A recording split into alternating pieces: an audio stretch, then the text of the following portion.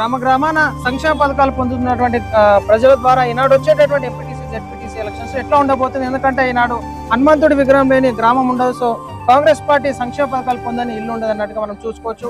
ఈనాడు గృహజ్యోతి పథకం అయితేనేమి, సో సన్న బియ్యం అయితేనేమి, కొత్త రేషన్ కార్డులు అయితేనేమి, రైతు రుణమాఫీలు, సీఎం రిలీఫ్ ఫండ్, సో ఎట్లా ఉండబోతుంది పరిణామాలు? 50,000 మెజార్టీతో గెలిచినప్పుడు తృప్తిపల్లె, కానీ పేదోడి సొంతింటి కళ నెరవేరినప్పుడు నాకు ఆనందం అనిపించింది.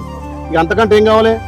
పేదోనికి సొంతింటి కళ, పేదోడికి సంక్షేమ పథకాలు అందినప్పుడు ఆ పేదోళ్ళ నుంచి వచ్చే ఆనంద బాష్పాలే నాకు 50,000 మెజార్టీ కాదు, 1,00,000 మెజార్టీ అనుకుంటా. ఎందుకంటే నన్ను గెలిచి గెలిచిందాక గెలిచి నిలబెట్టుకొని పేదలకు సంక్షేమాలు అందించి ఉన్నత వర్గాలతో పాటు అనగాలిన వర్గాలకు ప్రభుత్వం నుంచి పొలాలన్న లక్ష్యంతో పనిచేస్తారు. కాబట్టి ఆలేరు ప్రజల ఆశీర్వాదం, మా అక్క జిల్లాల ఆశీర్వాదం ఉన్నంత వరకు ఆలేరు మనదే.